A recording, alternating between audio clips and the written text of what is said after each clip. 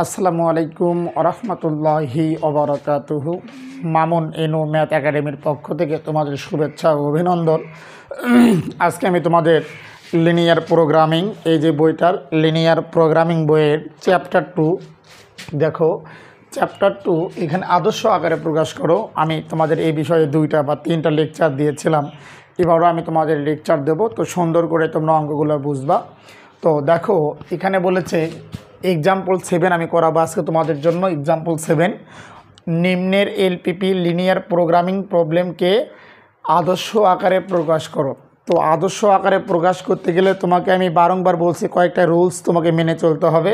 আদর্শ আকারে প্রকাশ বলতে মূলত এই অসমতার যে চিহ্নগুলো আছে, এই অসমতার চিহ্নগুলোকে উঠাইয়া দিয়ে তুলে দিয়ে কী করতে হবে বলো তো, ইকুয়াল চিহ্নগুলো, এই সমীকরণের মাঝে কি ইকুয়াল চিহ্ন বসে আমাদেরকে একটা সমীকরণ গঠন করতে হবে। এটা হলো আদর্শ আকার, তাই না? তো দেখো আমি তোমাদের অঙ্কটা আমি সমাধান করাবো। তো এটা সমাধান করানোর আগে তোমাদের কিছু রুলস বা কিছু নিয়ম তোমাকে দেখতে হবে। তো দেখো তো এই অঙ্কে আমার চলক কয়টা আছে, দেখো তো এই যে এই অঙ্কে আমার চলক আছে 3টি। এই যে x1 একটা চলক, এই যে x1 একটা চলক, x2 একটা চলক, x3 একটা চলক, তাই না বাবা? এই অঙ্কে আমার চলক কয়টি বলো তো, খুব সুন্দর করে বুঝবা। এই অঙ্কে আমার চলক আছে 3টি। কয়টি চলক বলো তো? 3টি। একটা x1, একটা কি বলো তো x2, আর একটা হচ্ছে তোমার x3, তাই না? x1, x2, x3 এই 3টা চলক। আমি তোমাদের বারংবার এই ম্যাথগুলো সমাধান করানোর সময় বলি যে যতগুলো চলক থাক না কেন তোমাকে দেখতে হবে সবগুলোই গিটার ইকুয়াল 0 আকারে আছে নাকি, এটা তোমাকে দেখতে হবে। যদি না থাকে তাহলে তোমাকে সেটা সম্পর্কে ধরে নিতে হবে। তো দেখো এখানে দেওয়া আছে যে x1 guitar equal 0, x2 guitar equal 0, তাই না? বাট একটা জিনিস দেখো, তোমাকে এখানে কিন্তু x3 দেওয়া নাই। এখানে কি x3 আছে? এখানে কিন্তু তোমার x3 দেওয়া নাই। যখন দেখবা কোনো অঙ্কে এরকম চলক দেওয়া নাই, তাহলে বুঝবা ওইটার চিহ্ন হচ্ছে নিরপেক্ষ। বুঝছো? আবারও বলছি, x1 x2 দেওয়া আছে, হ্যাঁ, যখন দেখবা একটা চলক দেওয়া নাই, যখন বুঝবা ওইটার চিহ্ন হলো নিরপেক্ষ, আনরেস্ট্রিক্টেড, মানে চিহ্ন নিরপেক্ষ। তাহলে চিহ্ন নিরপেক্ষ হলো তোমাকে যে কাজটা করতে হবে, তোমাকে কি করতে হবে বলো তো? আর আগের ম্যাথে আমি করাইছি, তাহলে এটা সমান আমাকে ধরতে হবে x'3 মাইনাস x'3। চিহ্ন নিরপেক্ষ হলে এরকম করে তোমাকে ধরে নিতে হবে। যদি x2 চিহ্ন নিরপেক্ষ হইতো, এইটার যদি চিহ্ন নিরপেক্ষ হইতো, তাহলে আমি কি ধরতাম? x2 equal x'2 minus x'2, তাই ধরতাম না? এখন দেখো আমি সমাধান করি। দেখো সমাধান লিখলাম।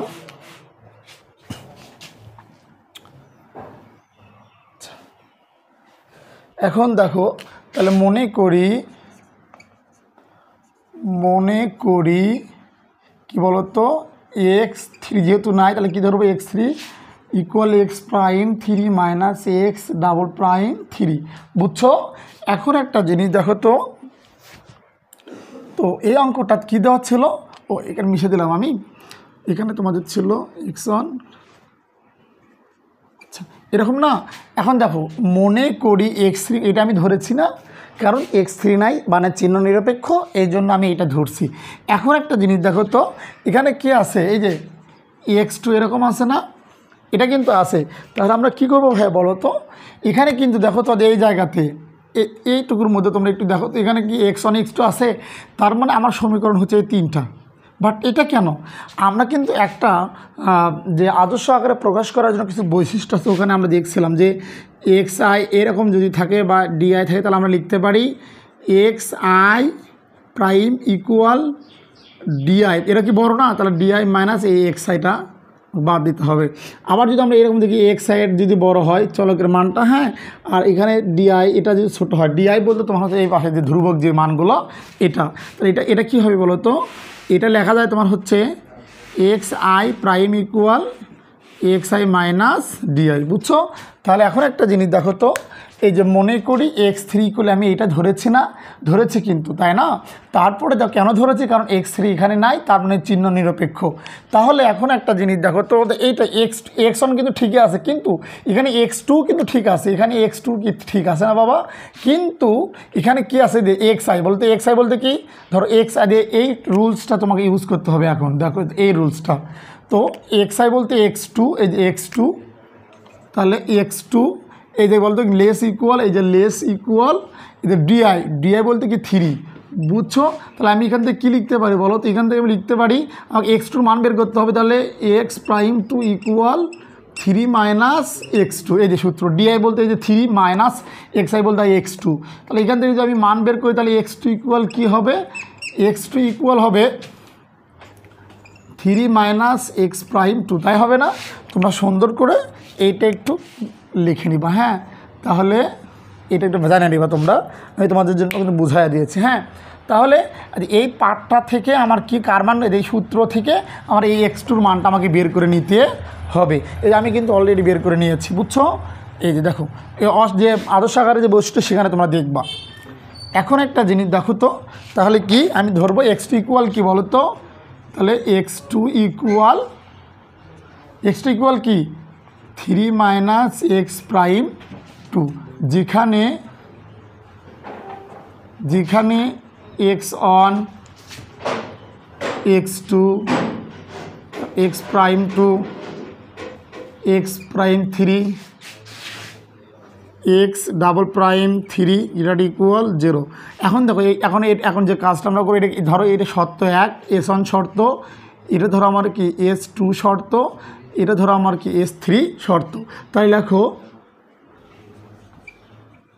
প্রথম শর্তে S1 গিটার ইকুয়াল 0, এটা কী চলক আছে বলো তো? গিটার ইকুয়াল থাকলে আমি প্রথম লেকচারে দিয়েছি, এটা থাকলে কি কমতি চলক, তাই না? আবার এটা থাকলে কি চলক? বাড়তি চলক। তাহলে এটা কী চিহ্ন আছে, তাহলে কী হবে বলো তো? বাড়তি চলক। কী চলক? বাড়তি চলক, হ্যাঁ। দ্বিতীয় শর্তে দেখো, দ্বিতীয় শর্তের এই শর্তে আমি 2 S2 ধরছি না, তাহলে S2 গিটার ইকুয়াল 0, কী চিহ্ন আছে বলো তো? লেস ইকুয়াল আছে না? তাহলে কী চলক হবে বলো? কমতি চলক। তৃতীয় শর্তে আমি কী ধরছি? S3 ধরছি না? তাহলে S3 ইকুয়াল 0, কী চলক বলো? কমতি চলক নিয়ে LPPকে আদর্শ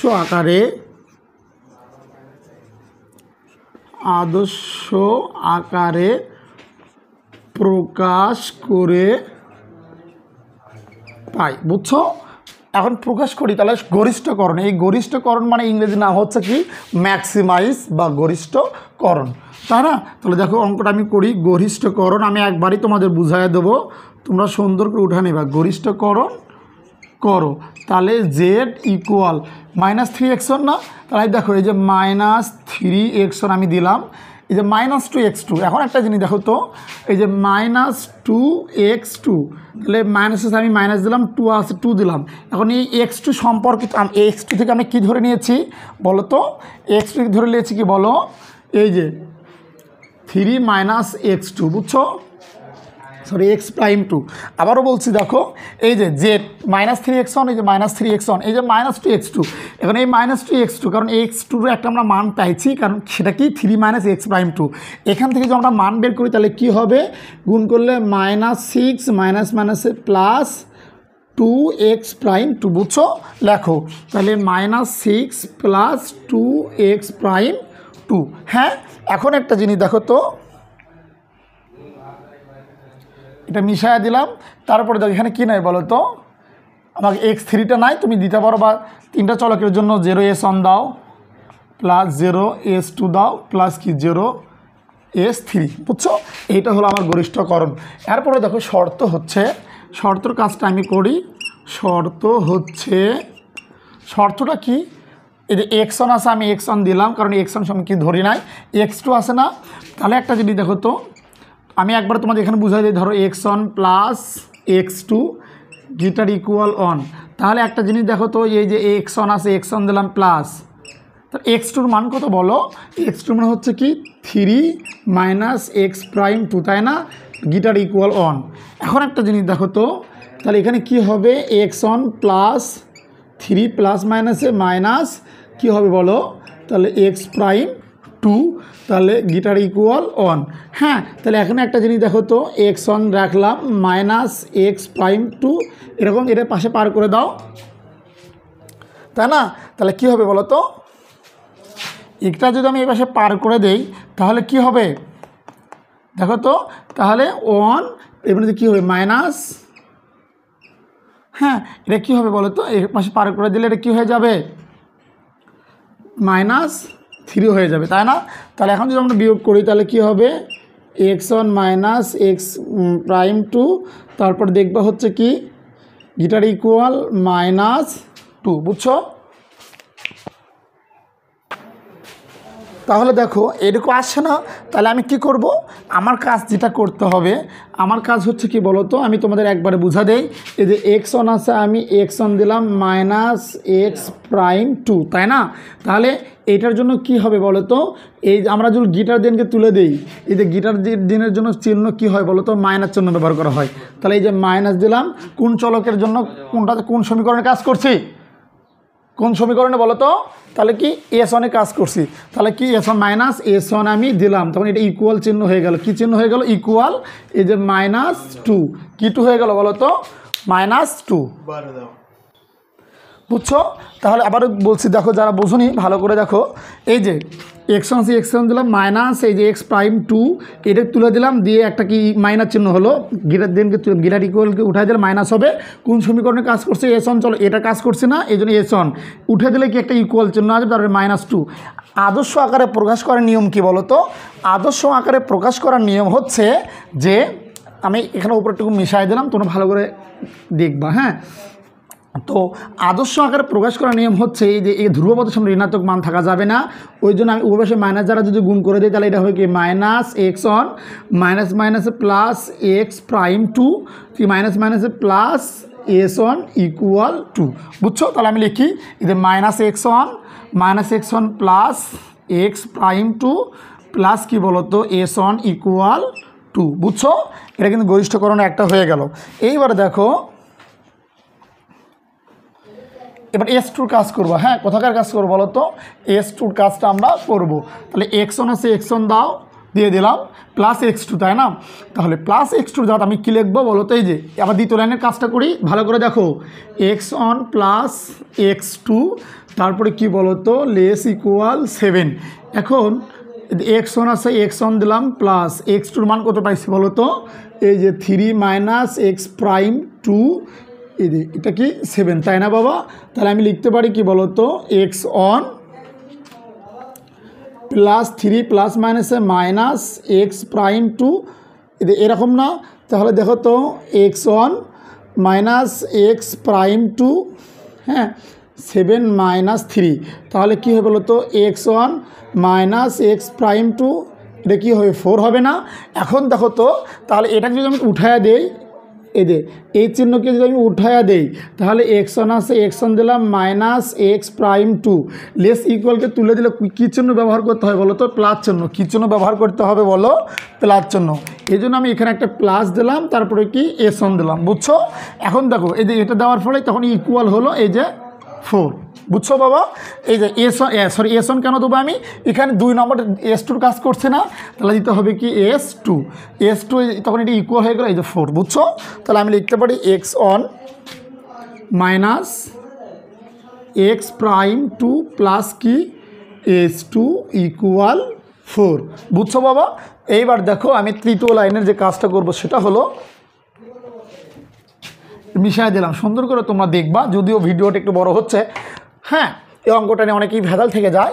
এবার দেখো এই যে এক্স অন প্লাস কি বলো তো? 2x3 লেস ইকুয়াল 3, এটার কাজ না বাবা?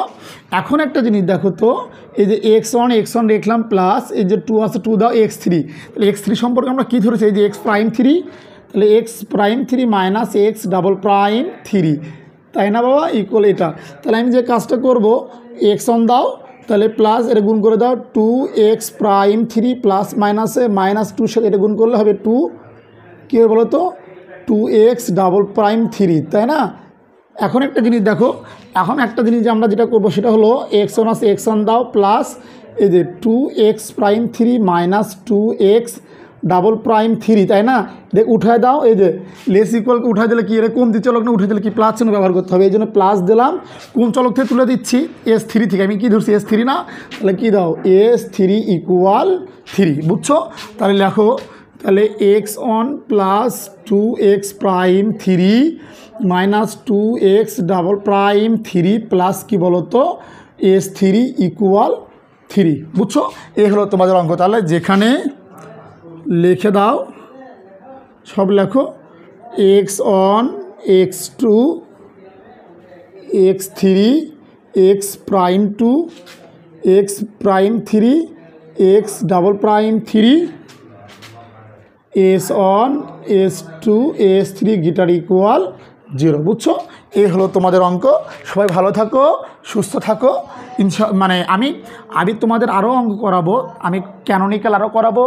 হ্যাঁ, যদি না বুঝো আমার কমেন্ট বক্সে জানাই দেবা, আমি আরও তোমাদের সুন্দর করে বোঝানোর জন্য চেষ্টা করব। সবাই ভালো থাকিও, সুস্থ থাকিও। মামুন এনইউ ম্যাথ একাডেমির পক্ষ থেকে তোমাদের শুভেচ্ছা ও অভিনন্দন। আমি তোমাদের জন্য একটা নাম্বার দিই, যারা আমার সঙ্গে যোগাযোগ করবে তারা 01714669593 এই নাম্বারে যোগাযোগ করলে ইনশাআল্লাহ আমার সাথে যোগাযোগ হয়ে যাবে। আসসালামু আলাইকুম ওয়া রাহমাতুল্লাহি ওয়া বারাকাতুহু।